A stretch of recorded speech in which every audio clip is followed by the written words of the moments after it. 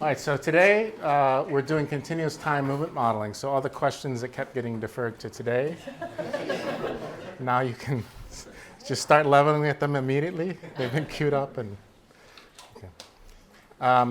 So I want to use home range underestimation as a motivating problem for today's work, though not exclusive. And I'm going to talk a lot about autocorrelation and whether or not you should think about it as a problem or a feature, and continuous time models versus discrete time models, and in particular some continuous time movement models. So the motivating problem for me, which is the first big problem I solved when I got into this field, is home range underestimation. So this is a black bear GPS tracked in red. And on the left is a conventional 95% home range estimate. And it's about the size of the data. And most people would say that looks about a reasonable size because that's about the size of the data. And on the right is what I would say, doing a whole bunch of math that you probably would find opaque. And then you would say, no, you're crazy. That's way too big. Like you just played with math for too long and now your brain's gone. But I lied to you. That was only the first half of the data. The second half of the data here in kind of a yellow-orange, it does not validate. It is not within the 95% contours of the conventional estimate at all, not even close. And with my estimate, mine was a little too small. Just less than 95% of the future data was in there. So if anything, I have a slight, the conventional estimate has a really bad underestimation bias. As Dinesh might go into more details, my stuff has a slight underestimation bias. And here the problem is ignoring non-independence leads to overconfidence in terms of how much area you think this data should fall into. So tracking data are very autocorrelated, and all the conventional methods to estimate distributions, almost all of them assume independently sampled data, and tracking data are extremely not independent. So this means in this context, the space use is underestimated, and you might have some questions then. Why does this happen? I mean, autocorrelation, that sounds a little vague maybe. Does this really happen in practice? Is this a cherry-picked example? And then how is this fixed? So the basic explanation, and this is some simulated data. In this case, the same amount of data simulated, 100 points, and the same process is simulated. This is a fake animal that takes a day to cross its home range.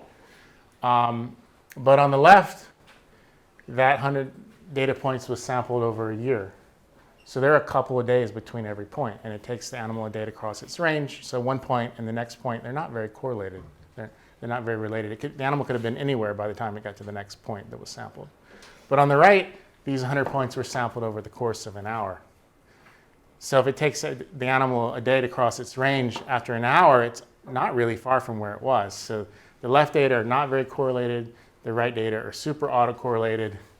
On the left, I calculated a conventional home range estimate. It's not that bad. I know the truth because I simulated the data. On the right, I also calculated a conventional home range estimate.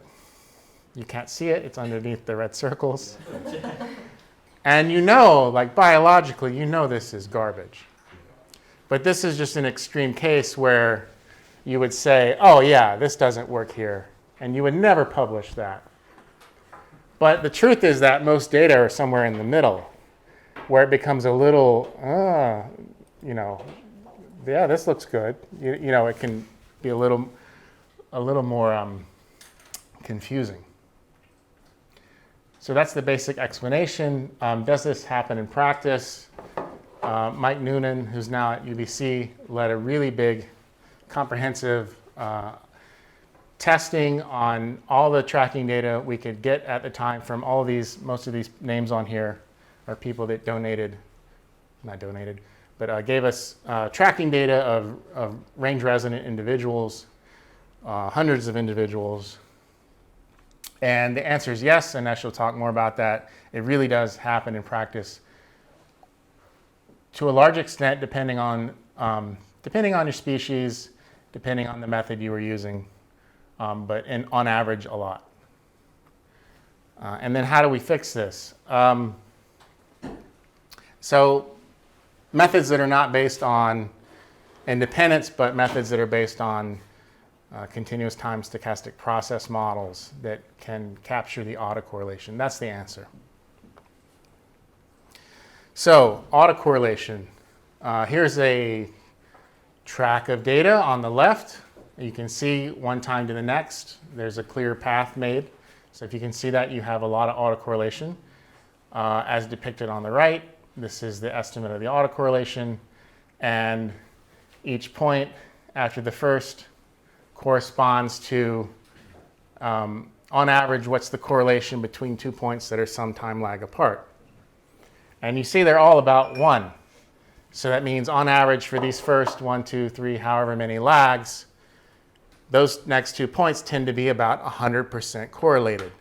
So this is absurdly autocorrelated data. When you can see a trajectory, you have lots of autocorrelation.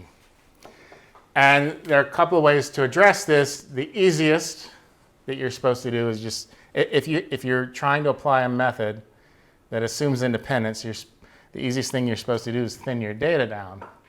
And so I'm going to thin this down. And you can see the autocorrelation estimate goes down, but it's still like 90-something% autocorrelated. And you're supposed to thin down until that goes away. And with tracking data, that might take a lot more than you might imagine. But that's what you're supposed to do. And Bjorn talked a little bit yesterday about something that's a bit better if you have access to the likelihood function and you're not worried about bias. Instead of thinning the data, you can downweight the likelihood. And today we're going to be talking about something even better than that. We're just going to talk about methods that don't assume any independence at all and don't have to be thinned down. And you just have a model of it. Yes?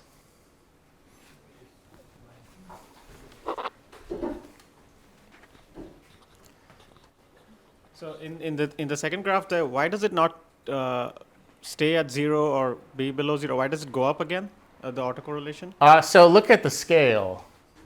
And so the red, so this is the same as if you've ever used the ACF function, which whenever you do a regression with these kind of data, you're supposed to use the ACF function in your residuals and say, is there autocorrelation in my residuals? And these red dashed lines, this is by default the 5% significance level. So what I'm testing here is at the first lag and thereafter, how confident am I that there's no autocorrelation? Am I 95% confident that there's no autocorrelation? And since these are within those dashed lines, I would say, yeah, not that one, but I'm 95% confident that there's no autocorrelation. So it's statistical noise because you just don't have very much data. And yeah, that's it. Okay? All right. So here's a question. What about speed estimation with these data? With these data, now that I've thinned them down for home range estimation, I wanted to use, a conventional home range estimator or a conventional resource selection function. Would these data be good for speed estimation? No. It would be pretty awful. So, thinning, convenient for home range analysis, pretty terrible for speed and distance estimation. And then vice versa, if I have these very autocorrelated data, inconvenient for home range analysis if you're limited to methods that assume independence. But that looks great for speed estimation because, what you guys did on, I guess, Monday, straight line distance divided by time, that assumes you're going in a straight line, and between each 2 points, that seems like a reasonable approximation with these data, so that would be great. But today, we want methods that can handle whatever amount of autocorrelation is present in the data. We want a home range estimator that will work on the left and work on the right and give us basically the same thing. We want a speed estimator that will work on the left and work on the right and give us consistent answers, although on the left it's going to give us an estimate that has tight confidence intervals, and on the right it's going to give us something with tremendously wide confidence intervals, if not infinitely wide, because those data look really bad for speed estimation. Right. So hopefully I've convinced you that you want to address the autocorrelation in your data one way or another, however you can. And now I want to give you some advantages of working in continuous time versus discrete time when you do that. I wouldn't stop you from doing anything in discrete time, but there's advantages. So what am I talking about? So you have tracking data. It looks something like this. All of you have made a plot something like this.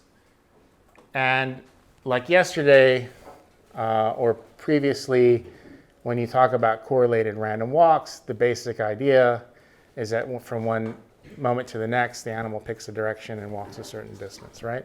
This is a discrete time model because the model has certain behavioral processes happening when you happen to sample the data, which is pretty unrealistic, but it's just a simple model. It is what it is. Right? It's discrete time because everything happens from one sample point to the next. In a continuous time model, there is some presumed continuous trajectory that connects the data points. But we don't assume we know what it is. We don't assume a particular line, like a straight line or a certainly curved line between the data points. We assume there's some distribution that we can estimate of possible trajectories that might have taken place, some more probable than others. Right, so that's the basic difference in the thinking. In this framework, the sampled times are of no importance to the biology, to the model. The model doesn't care when you sample. They matter for the quality of the statistics you get out, but the model is not contingent on them in any way. So there are some advantages to using this kind of framework if you can, if the tools exist. One of them is that your sampling can be irregular. Missing data, things are a little off, doesn't really matter. Because the model, how you happen to sample the data is how you happen to sample the data. The model is there's a trajectory at all times, you just don't know it. Another thing is that sampling schedules can differ across individuals, and you can compare those individuals. 10 years ago, you sampled daily. Today, you sampled hourly. So what? We can compare because we're estimating biological parameters that are not functions of the sampling schedule. So like in a step selection model, you run the model at 1 hour, you run the model at 2 hours. Those are not exactly comparable parameters. Right? So, but here we're not calculating any parameters like that. Everything we calculate can be compared across species, across populations, across tracking technologies. Yeah. Yes.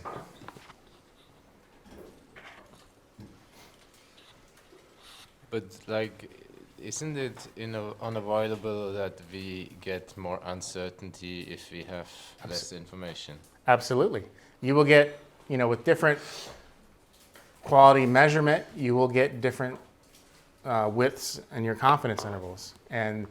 But you can still make the comparison, but you need to propagate those uncertainties. And so that's another thing we're going to be doing today. Not only are we going to be doing things in continuous time, we're going to be estimating uncertainties, and then when we go to make comparisons, we're going to be propagating those uncertainties.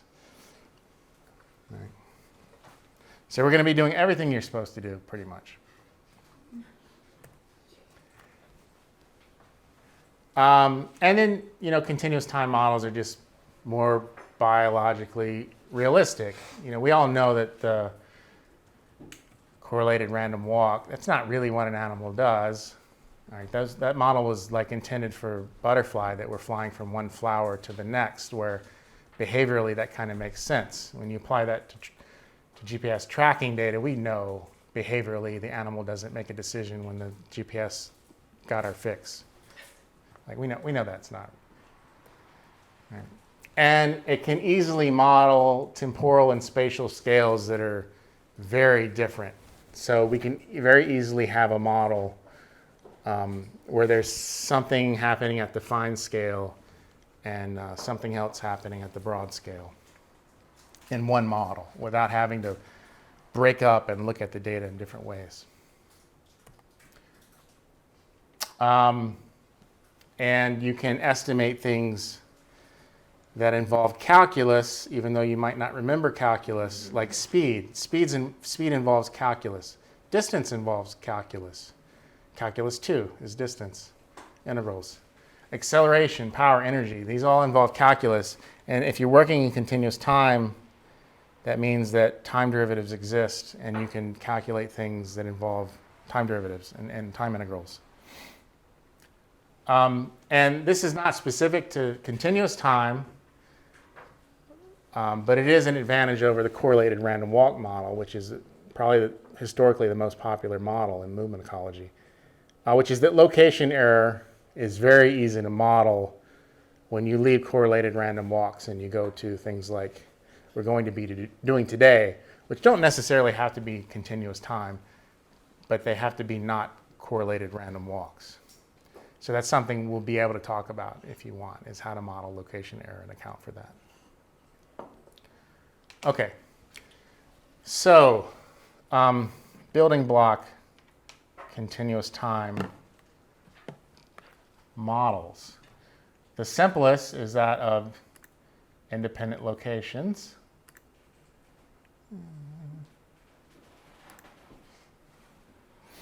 So here's on the left is a real buffalo animated in time as it's moving around its home range. And on the right, what I did is I fit, as best as I could, a model of independent locations with the same sampling schedule, but it's just a model of independent locations, so there's no autocorrelation. And this is the best one I could get that would mimic the real buffalo. So that's the difference if you animate them between your real data and this model. So there's the real data, KDE, MCP, regular RSF. This is the assumption you're making. And you have to ask yourself, how awesome does that look? Second most popular model, I would say, historically at least, Brownian motion. So on the left, same real buffalo. On the right, as close as I could get, Brownian motion, very similar to that buffalo. So you might notice two things. One, it's a little jittery compared to the real buffalo. What's the second thing you noticed? It's gone. It's gone. So a Brownian process doesn't have a home range. It just goes and goes and goes forever. And it never stays in any one area. But most of you have probably heard of this thing called the Brownian Bridge home range, or the Brownian Bridge movement model home range estimator, or something like that. Yeah, but the process, it doesn't have one. So this is a super common, this is probably the most common stochastic process model, if, discounting the assumption of independence. Because you look under the microscope when you're in high school, and you see something that phenomenologically we would call Brownian motion. Right? You see little things jittering around, and it's a great model for animal movement because That's kind of the randomness that movement looks like. In fact, scientists used to think that all these things, if you see this, they're alive, because it looks so much, Brownian motion looks so much like living things. And if you're not familiar with the history of it, it's called Brownian motion, not because Brown discovered it, but because he argued that this is not alive. So that's why it got his name. And if you Google, you get over 1,000 people who have estimated a Brownian bridge home range. So if you've committed that sin, you are forgiven. Everyone's done that, pretty much. It's just, you're calculating a distribution of locations. You know that autocorrelation is a problem. You know that tracking data are autocorrelated. Brownian motion gives you a model of autocorrelation. This method gives you distribution locations. You want that. So naturally you think, well, this is the animal's home range. It turns out it isn't. It turns out it can't be. It turns out a Brownian process doesn't have a home range. So don't feel bad if you've done that. But now that you've been here, you're not allowed to do that again, ever.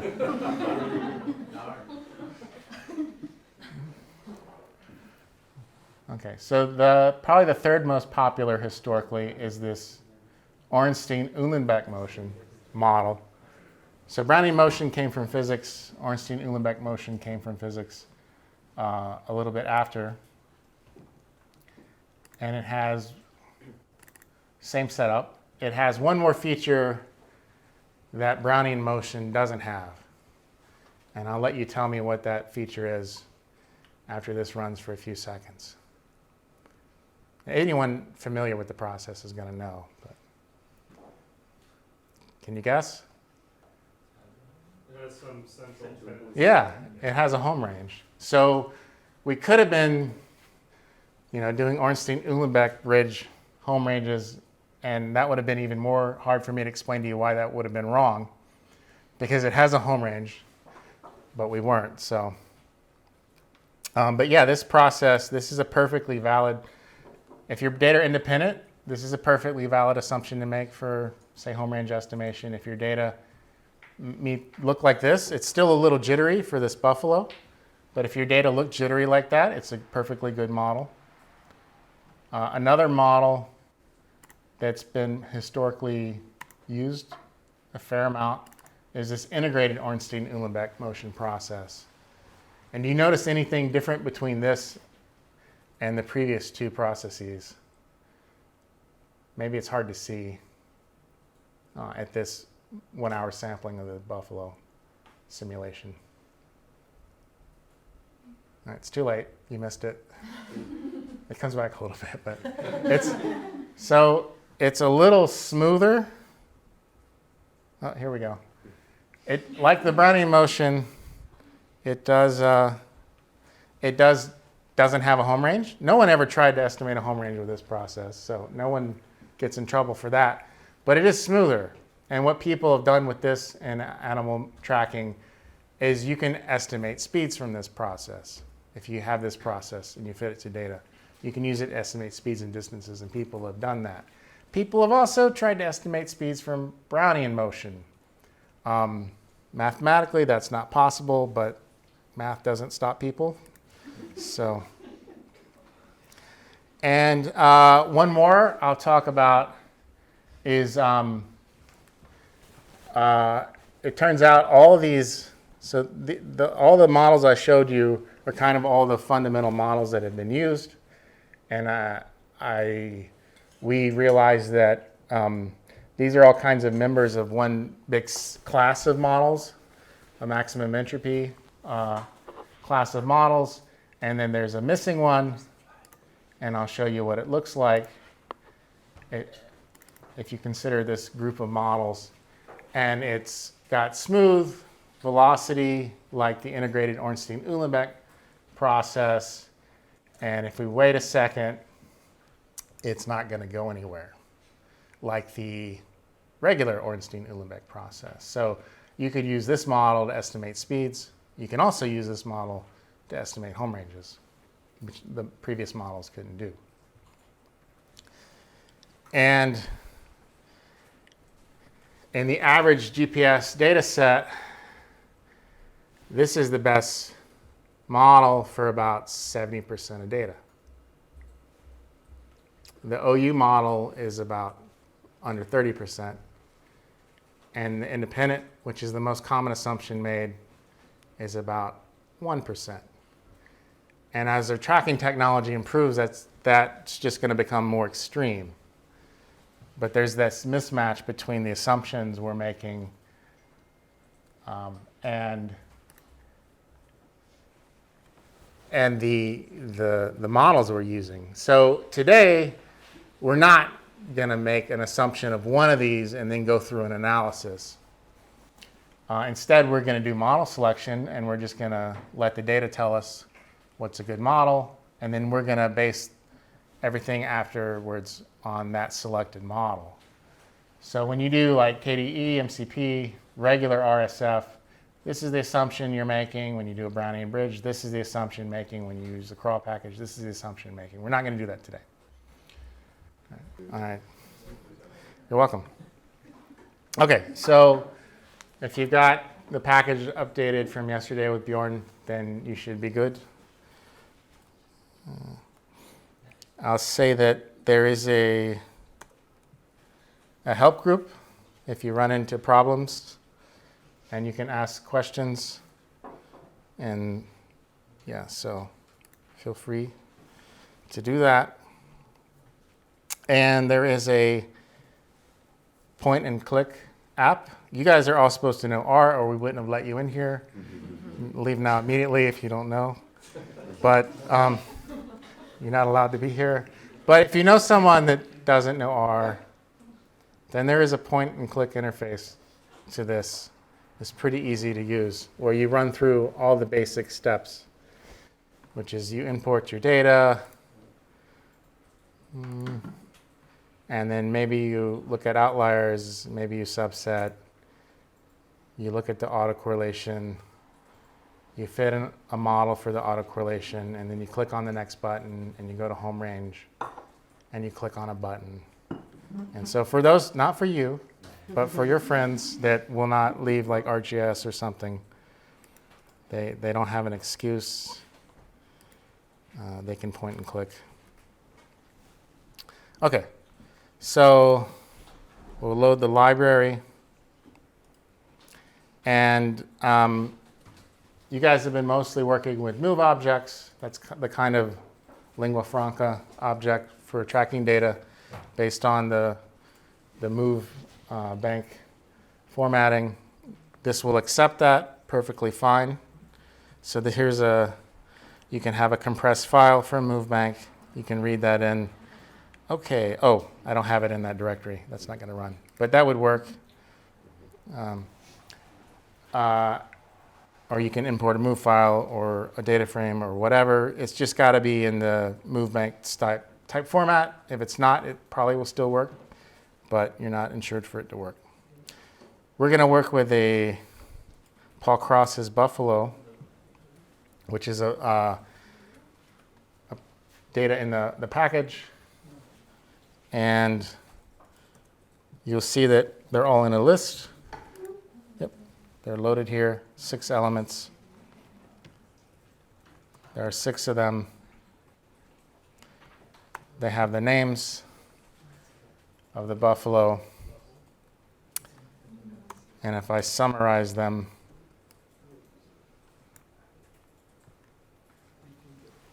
then I get some basic information about how they're sampled, how long they're sampled, where they are geographically. And of course, you can plot them. That's not super interesting. You can plot them with different colors. Nothing new. There is a nice color function, though. Here I'm going to do by individual.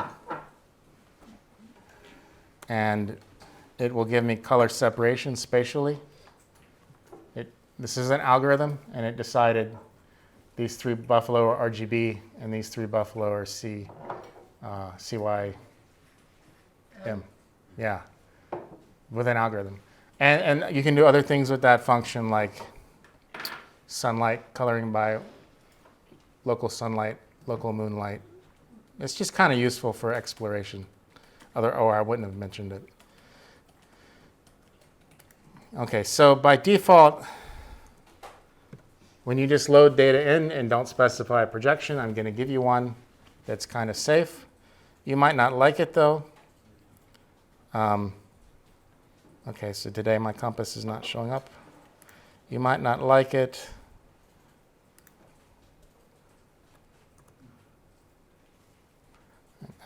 Something's wrong with our studio, but some of you, that will make a little compass on your map, and it's not pointing up.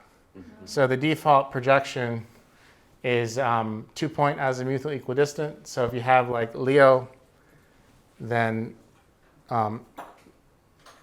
the 1 point to the other and the distances between those 2 points are accurate. So it's a pretty safe, but you might not like it. You might rather have a north equals up projection, and that's perfectly safe. If you're not migrating across the globe, you can just do that with this command, set the projection to the geometric median. And now it's different. It's a 1-point azimuthal equidistant projection. So all distances from the center are good, not distorted.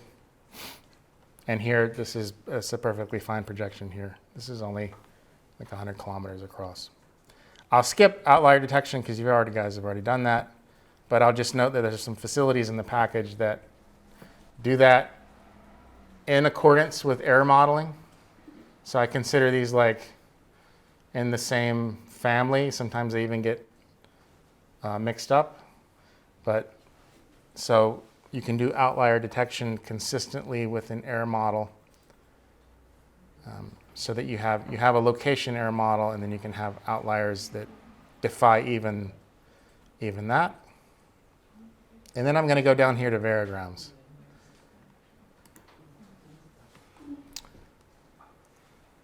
So again, these are 6 buffalo. They're named. And I'm going to pull out the first, Scylla. And that's the data set I'm going to work with, that we're going to work with.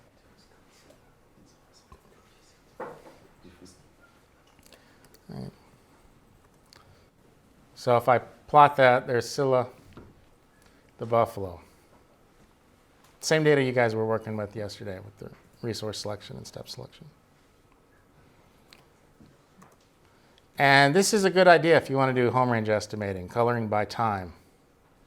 Because so this goes from red to blue. And if it was all red over here and all blue over here,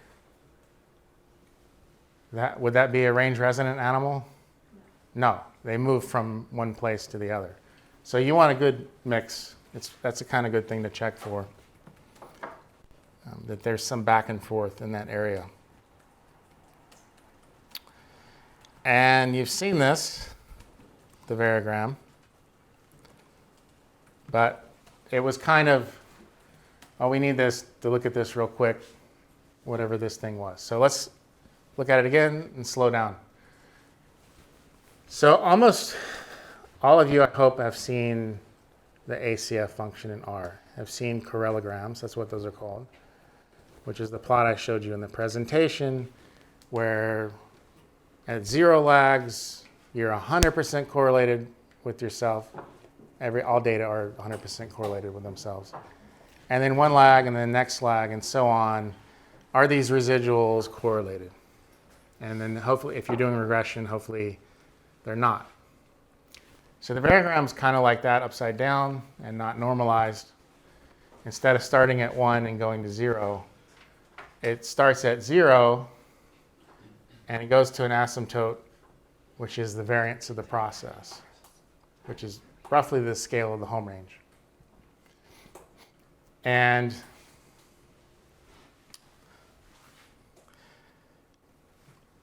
just like with the autocorrelation function, you're saying it's so many lags apart, you take 2 data points, say 1 month apart, how correlated do they tend to be on average, 2 data points 1 month apart.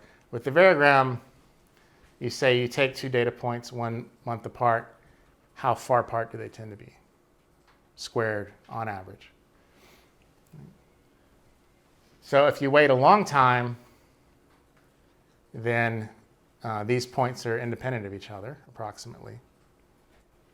And so if the animal didn't migrate or something, then after a certain amount of time when the data are independent, you get the same answer, because the animal could have been anywhere else in the home range. So if you have a range-resident animal, you get an asymptote, and you get the same answer after the data are effectively independent. Yes? So just looking at this semivariogram or variogram, where you see it asymptote, could that be like a quick and dirty way to say, like, this is the size of the home range? Yeah, this is a rough estimate of the variance of a Gaussian home range, and pi times that variance times the quantile of the 2D Gaussian would be the 95%. Like, there's a formula you could plug that into. Yes? This variogram is also say about the sampling point, number of location points required for making a home range. I'm not sure I caught that. It's How many number of locations what do you need? need to make a home range size? Proper. Ask Ganesh that. She'll tell you. I promise that's going to be covered. Just hold that question. Yeah, we will address that. Absolutely. That's an important question. So if you have irregularly sampled data, there's a bunch of options to make it look nicer. This is for visualization. If this doesn't look nice for you, it doesn't mean your models are fitting poorly. It just means it's hard to see if the models are fitting poorly. Okay, there are options to clean this up that I mentioned here, depending on if you're duty cycling or just have irregularity or whatever. One option I'm going to use here that I would not use on a very large data set is I'm going to use more accurate confidence intervals, and that'll take a second to run, not a long time. And then I'm going to use the zoom function, which is like the plot function, but I can zoom in and out. Okay, so now these are much better confidence intervals, and that gives us more certainty that this is really asymptoting, because I have the more accurate confidence intervals, and they become narrower. And it's all consistent with this being pretty flat. So range residency looks good for this individual here. Now I have a zoom slider. I can zoom in and out on a log scale. By default, you're only seeing the first half of the data, because if we zoom out, as we go out to larger and larger lags, this is the largest lag in the data. How many pairs of data points have the largest lag in the data? Anyone? 1 pair, 2 points, yeah. And so how much certainty would I have in an estimate formulated from n equals 1? None. So this is garbage, and then it kind of gets better and better, and then this is what I show you. So that's kind of like, if you want to look here, it's kind of the danger zone. You can, I won't stop you. It's just user beware.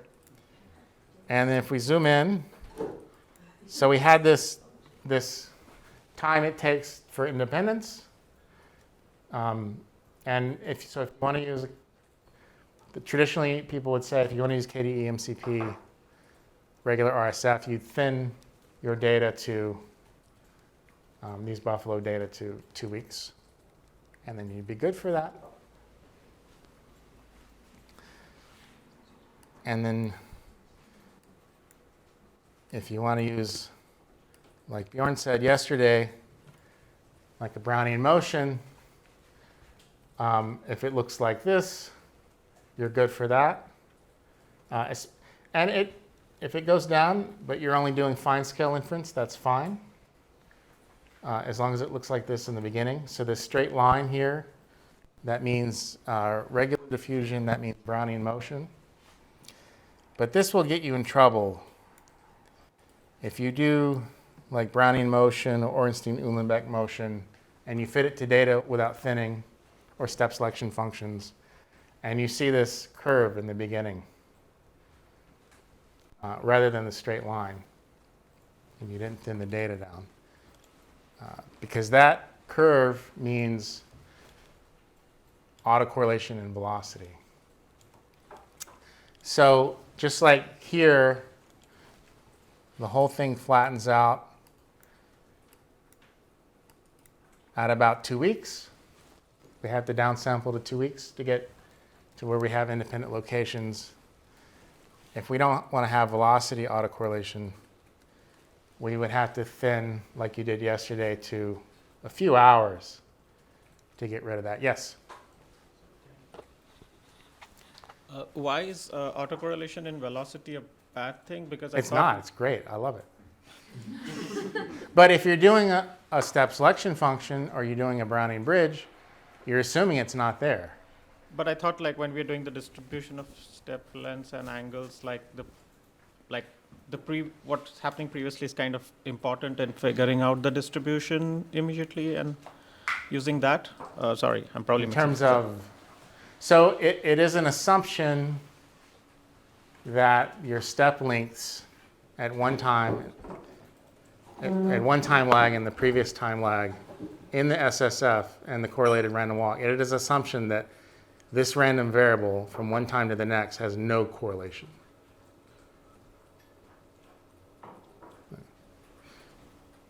Maybe you're thinking about the way the turn angles are calculated? Yeah.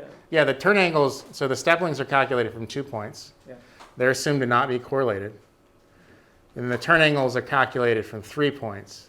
But they're also assumed not to be correlated.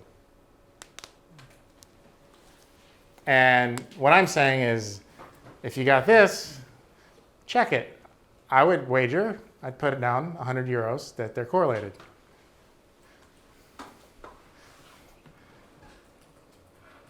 But this is great because if you see this, that means you can estimate speeds and distances accurately. If you don't see this, you might not be able to. You can still calculate straight line distance divided by time. It just might not mean anything, and you don't necessarily know that.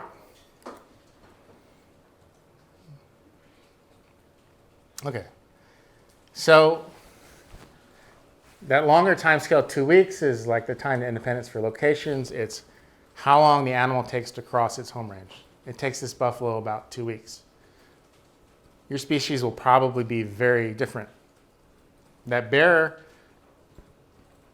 was probably a little bit longer. Average deer will probably be quite a bit shorter, maybe like a day. A barn owl is like a minute. Yeah. Sorry. So, like these methods and what we've looked at in the last few days, like they're in a way they're kind of pretty intensive, and of course it's necessary. But how do you really use this if you have a data set of 20, 30 animals? Like, should you be looking at this for every individual animal? So today we're not going to be thinning down data. Today we're going to be fitting models that are going to explain all these features. And we'll get to that. Hold that thought and bring it back up again if it's not addressed. Yeah. So previously, and oftentimes it's like you don't have a tool that can account for this. You have to do some thinning or something. I'm just telling you how to do it. And you're saying, hey, that sounds hard. And I'm saying, that's not my problem because I didn't make that tool. That's my answer to that. But for the tools that I did make, yes, I'll try to make them as easy as possible. Okay. And, yeah, so here you have a velocity autocorrelation time scale of a few hours. And next, which is getting right to what you're saying, model selection. So there's this CTMM guess function. Here's how you run it interactively. And let me shrink this a little bit so this all, okay. Control plus minus. Yep, here we go, if you don't mind. So now there's a whole bunch of more sliders. You don't have, this is manual, we're just playing and learning. You will not have to do this for 50 individuals, just so you know. This is just for learning. So we have the same zoom slider, so we can look over different scales, and we need that because the scales can be very different, like the buffalo hours to weeks. It's a big difference in scales. We need this logarithmic zoom slider. Here, the first parameter you see here is the variance, the location variance of the process. The red is the automated guess. We're about to do numerical optimization in a few minutes. When you do nonlinear optimization, you need good starting points. A lot of statistical models, like all your GLMs, they are effectively linear or almost linear. They're iteratively linear. You don't need good starting points, so you never have to do something like this. But this is intractably nonlinear. We need good starting points. They are automated 99.9% of the time. The automated ones work just fine. But we can investigate that. What happens when we increase the variance? The asymptote goes up. What happens when we decrease the variance? The asymptote goes down. So that's the change there. So like you were asking, this does provide you with a crude estimate of the home range area for like a Gaussian. The autocorrelation timescale for position, automated selection was 5.5 days. If it takes longer to cross the home range, longer to become independent, it takes longer for that curve to turn over. If it doesn't take as long, it turns over very quickly.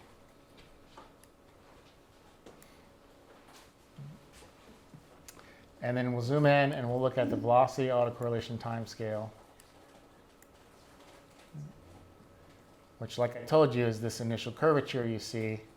If there's no velocity autocorrelation, you would see it's linear from the beginning. That's not what we see here.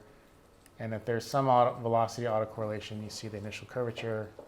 If it's a lot, you see more.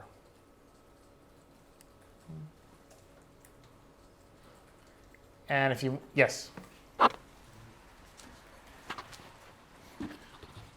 So if I understand correctly, if we increase the variance here, does it assume that the scale of the home range is also bigger than the one? Yeah. But these are just guesses. We're not doing statistics yet. We're just putting together reasonably okay guesses, and then our optimizer will give us the statistical estimates back. And as long as they're in the ballpark, and they really don't have to look that great, like order of magnitude ballpark, then our final answer will be good, if the model's good. And we could save it to a guess object, and then in our environment, there would then be this guess object.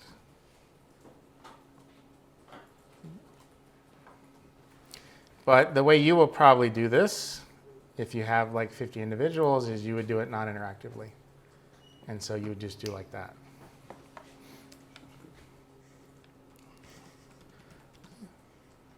And then we have this CTMM select function, which is going to run all the models I talked about in the slides, and or most of those models and a few other models that are just kind of themes and variations on those, and see which is the best model for this data.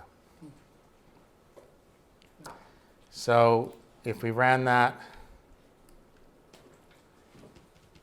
using every core on my laptop but one, and then saving every candidate model, not just saving the selected model, just for looking at, and gave you a progress bar, then that would be the command. And it would take a few minutes because it's fitting a bunch of different models. It's fitting like 6 or 7 different autocorrelation models. And every one takes a little bit of time. Not a ton of time, but a little bit. I already did that. Oh, it was almost done. So the thing about these progress bars is it's 0 and then it's, sorry. I already did that in the file, and you can run it. It won't take that long, but it'll take a little bit of time. Or you can just load that object I had in the cloud. It has the fit already. And then we can look at all the models that were attempted. It attempted 2 OU models. No, it attempted 1 OU model, so that's Ornstein-Uhlenbeck, and then a couple other models. So these are that maximum entropy model, these OUFs, that was the missing model. And they have the position autocorrelation parameter, and they have the velocity autocorrelation parameter. And here they're the best models. This buffalo has position autocorrelation and velocity autocorrelation. Then the OU model just has the position autocorrelation. It does not have any velocity autocorrelation. This was not selected by 1,500 AIC. And in this model, if you have like a bird with a short track of data, you run into it. It's when you can't distinguish between the position autocorrelation and the velocity autocorrelation. So like a bird, it kind of ballistically goes across its entire home range. Those scales are pretty similar, and you can't necessarily resolve them, and sometimes this will be the selected model. But if you have like a terrestrial species, you will almost never see this selected. And then the anisotropic just means that there's more motion along one axis than the other. That's all it means. And so this was selected, these features: position autocorrelation, velocity autocorrelation, and isotropy. More motion along one axis than another. And it never attempted the IID model, the model of independent locations, because these are nested models. And this would have to be selected first, and then it would have attempted independence. But these data are so far from independence, the CTMM select didn't even try that. We'll throw those in there, though, just for learning. I'm going to include the independent model with anisotropy and the independent model that's symmetric. And now we'll look. And that's where they stand. So already to go from velocity autocorrelation to no velocity autocorrelation, that was 1500 AIC. And then go from location autocorrelation to no location autocorrelation was another 30,000, almost 40,000 AIC.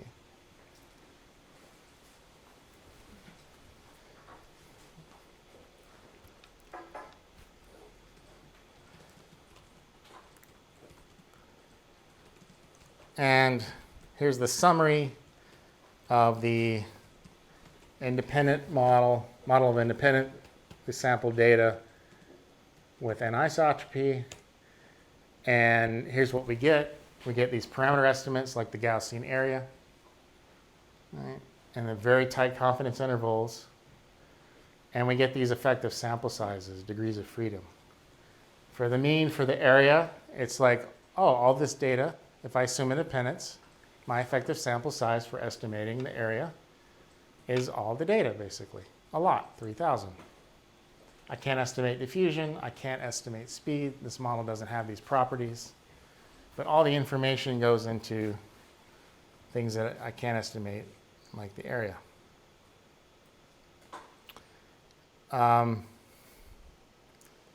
If I plot this,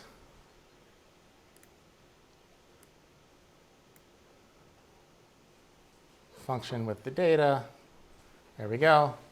This is what these kind of models look like. And these are the confidence intervals on the Gaussian area estimate. Very narrow. I'm very certain about the variance, covariance of these locations because I assume this data is all independent. And I can compare the variograms.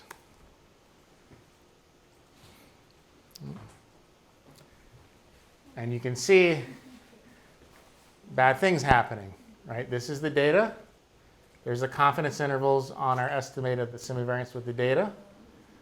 Here's the model of independence. Here's these very narrow confidence intervals. I'm very certain I have 3,000 data points. And then here's all this white space in between these two estimates and their confidence intervals. That's bad if we see that.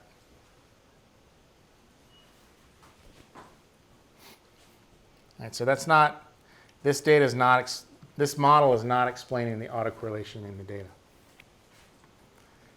And I could go further, and this is the way you would normally do it. You calculate residuals of the data from the model, and you could plot them.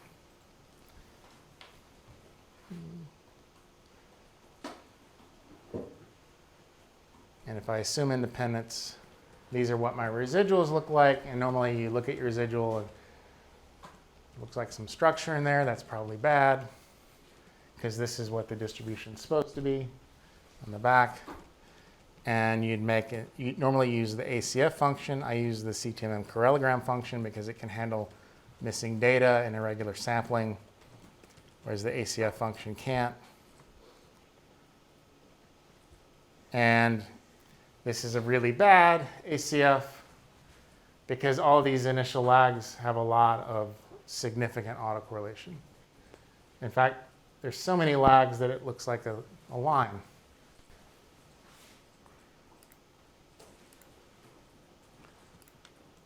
Lots of lags with autocorrelation and lots of autocorrelation. You know. So this is really, I mean, this is grossly bad autocorrelation in your residuals. Almost 100% for many lags.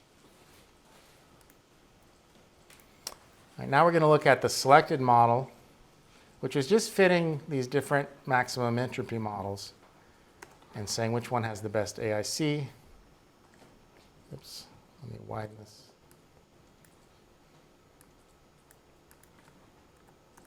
And here's the summary.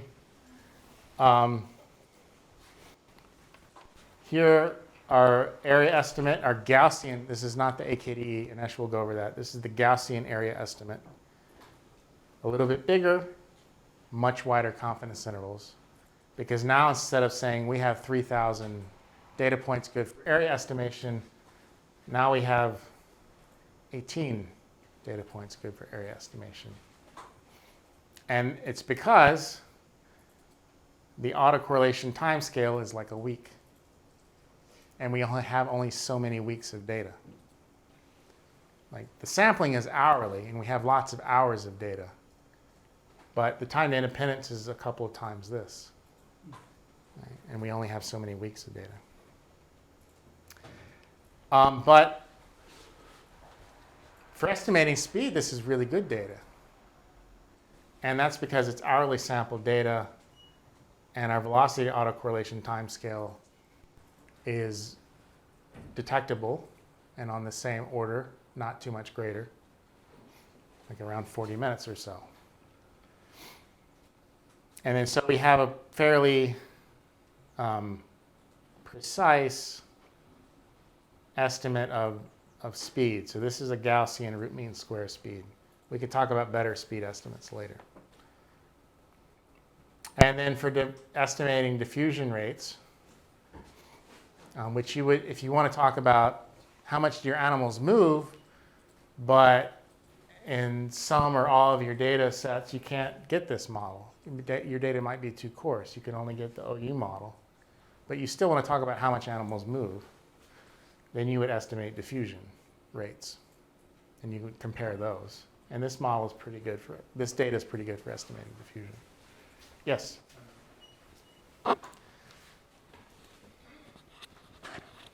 Sorry, very basic understanding problem. DOF is degrees of freedom. Yes. So this is the our sample size. Yeah, And dependent sample size.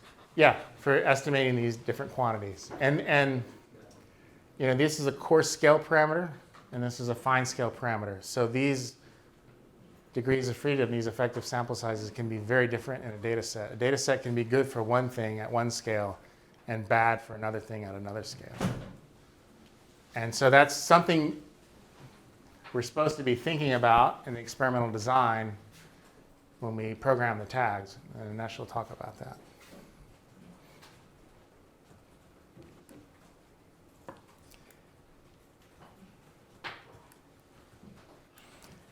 Okay.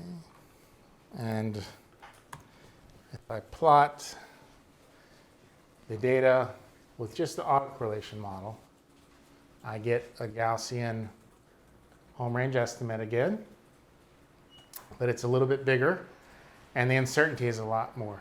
I'm really uncertain in the size of this area, and it's because effectively I only have like 20 data points.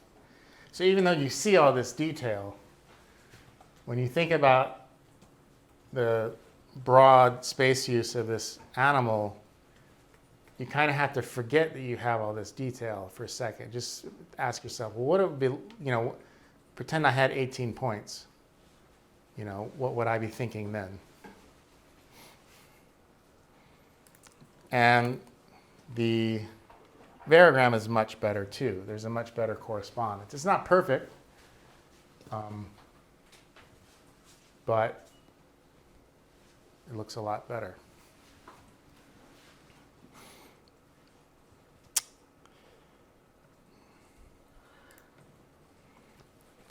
And then we can calculate residuals, and we can look at those as well.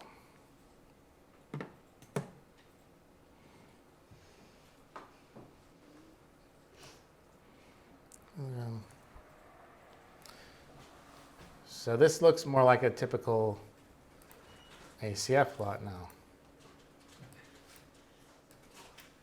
It's not perfect, but this is the first lag. Not very significant, and then we have a couple of lags that look significant, but the scale, 6%. We went from almost 100% autocorrelation for many lags to a couple of the initial lags having maybe 6% autocorrelation. So huge improvement. Not perfect, but a huge improvement in the model.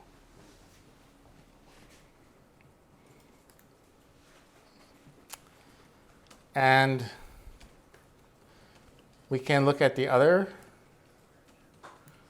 models too.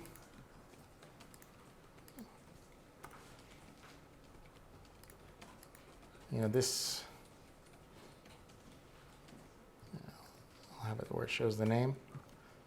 Tab.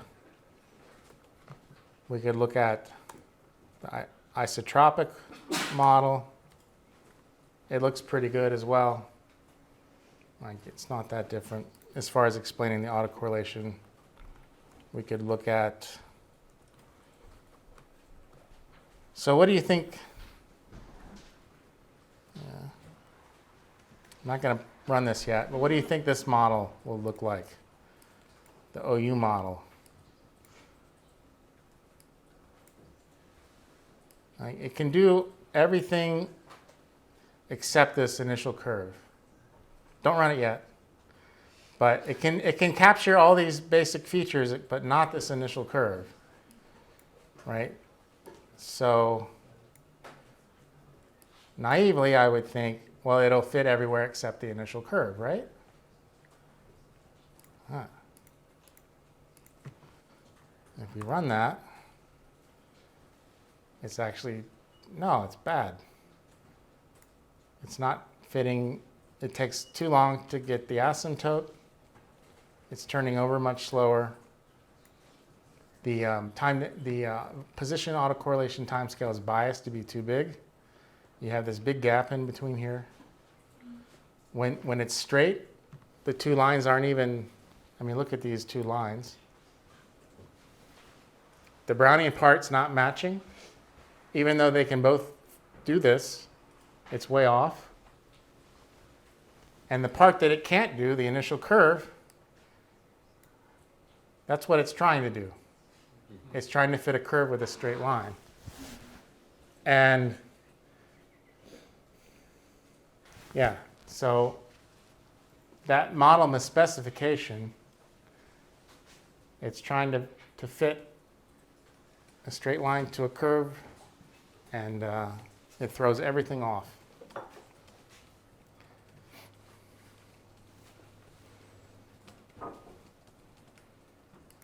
And the same thing will happen if you fit Brownian motion model to this data without thinning. The same thing's going to happen. You're going to have a line. It's going to try to be fitting to that quadratic. It's going to be deflected down. Although, if you keep your inferences to here, that's not terrible, right? Just don't make any inferences past 2 hours with that model. Or in terms of any properties that are just wrong. All right. So, now I'm going to simulate some data from this best model. Run simulate. It's done, and I'm going to plot it. Make it really big, and we're going to talk about it. There we go. This is what I got. Okay. So you guys tell me what areas does this simulated buffalo like and dislike?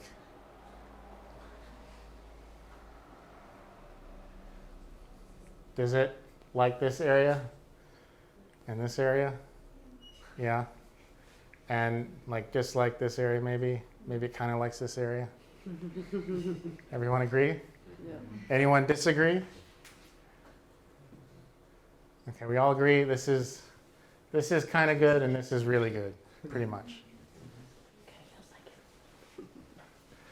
We all agree. On record. Permanent.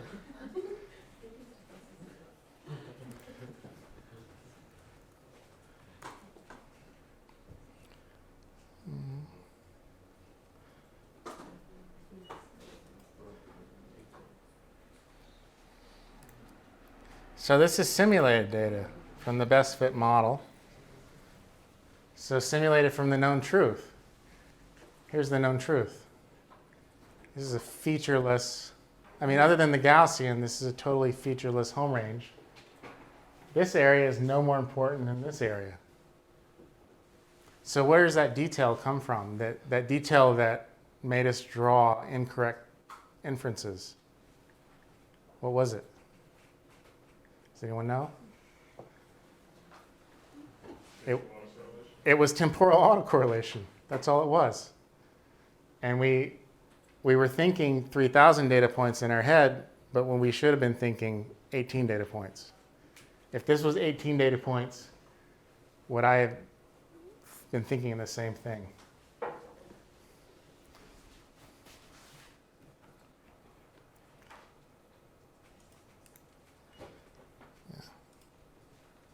So next, Inesh is going to cover, this is a Gaussian home range. It's not amazing.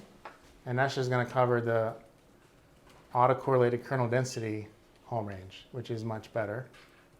And overlap and meta-analysis.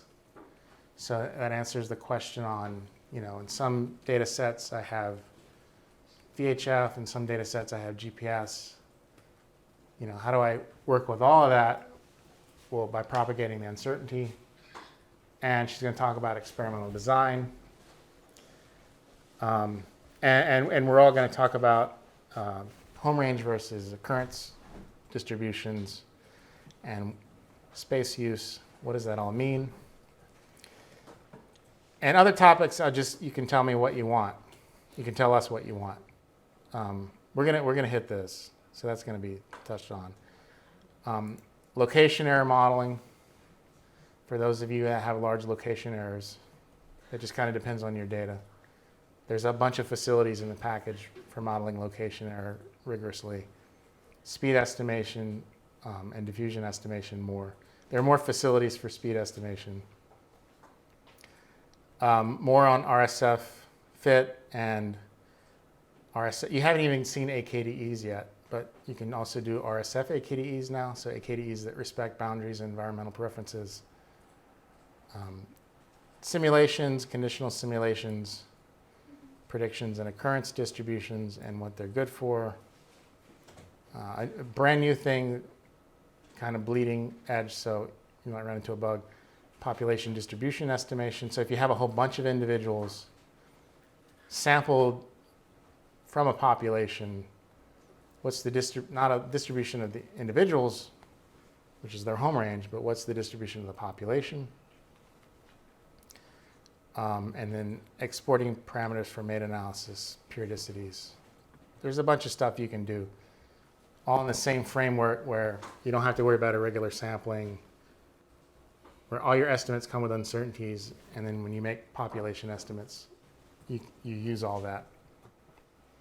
Okay, so that's all I'm going to talk about. Yes?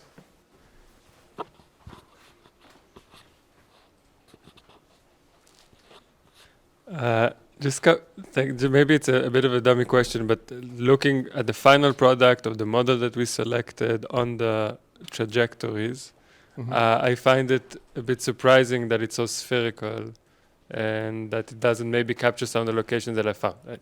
So that's only an autocorrelation model. No, I meant the one that you used before the simulated tracks, the one on Cilia. Oh, I mean this. No, the one with the intervals and everything, the previous one. Oh, the actual buffer. The actual, yeah. So this is only an autocorrelation model. Okay. The best model we selected was only an autocorrelation model. Okay, so in Mesh, so the way this works is that we model our autocorrelation, and then we do later analyses, like home range estimation, where we use that selected model.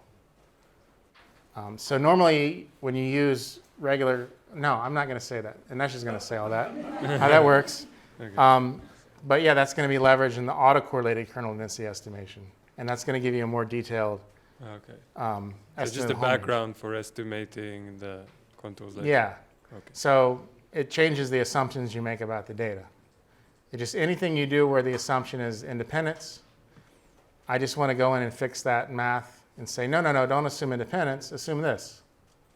It's a better assumption. Okay, so then in that case, what are you looking for to see how well the model fit to your data when you actually look on the tracks? Like not in the variograms which are... I mean, it's hard to see in the track. Okay. It's easier to see in an estimate of the autocorrelation structure. Okay. Like this, that's bad. And so when you have 50 individuals and you're using the CTMM stuff, you could automate it, and then you could make 50 plots later, and you could potentially sort them by discrepancy to look at the worst first and be like, do I see this? And then you have to think about those. And maybe we'll talk about that stuff later. We haven't even done home range estimation. Yeah. And just one last question. If I have very detailed data, many more points, many more individuals, I mean, in this case, it took a bit of while to run only for one individual without too many points. So this Buffalo has 3,000 data points. The algorithm is O of n. So if you have 10, and it takes like a minute to run. If you have 10 times more points, it'll take 10 minutes. It scales. So if you have 100 times more points, it'll take 100 times longer. Certain algorithms are much worse than that. The worst I know of off the top of my head is like Earth mover's distance. It's a really cool statistic, but the algorithm is like into the 6th or into the 4th or something. So the scaling here is good as far as analyzing a bunch of data, and you can also put it on multiple cores and whatnot. But with really finely sampled data, and I'll say this to everyone, if you want to use all that data, it's almost assured that you need a location error model, because your GPS data are going to have at least a few meters of error, and the question is, from one time to the next, how far does the animal move? And if those scales are comparable, then you have to model that, or it's contaminated. Because if you have a model only of movement, but half of that variance from one point to the next is just error, then that variance is going into your movement parameters. And it's inflating the estimate of how much the animal moves, and it's also underestimating the smoothness of the animal's motion as well. Yes?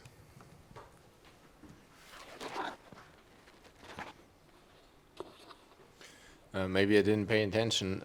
So what, what about data gaps? Is this accounted for here? Yeah, that's the whole point of the model is you can have data gaps. There's no problem. Yeah. Because it's not like the correlated random walk model where it's like one sample time to the next sample time is that's the model. Is like the animal does this. This is not, the model here is there's some continuous trajectory. Oh, you happen to sample at these points. I don't care where they are. There can be a gap there. There can be missing data. It can be varying. All that's going to do is determine how much information's in the data. If you have a lot of gaps, that's less data, less information. So this looks like a very nice tool to use for many purposes. What's the, like why would people not stick to that for most of the analyses? Is there a drawback in terms of, like it also doesn't seem to be overly complicated to fit? I mean, this is like, we could make a commercial from what you just said. Maybe you're the wrong person to ask. No, I mean, it's pretty new. Like, less than 10 years, and it's just, people are, slowly finding out about it and the advantages. And if you don't get the pitch for it and see the advantages, then it's like, there's always hesitancy people have to learn new things. So, yeah. I agree with you 100%.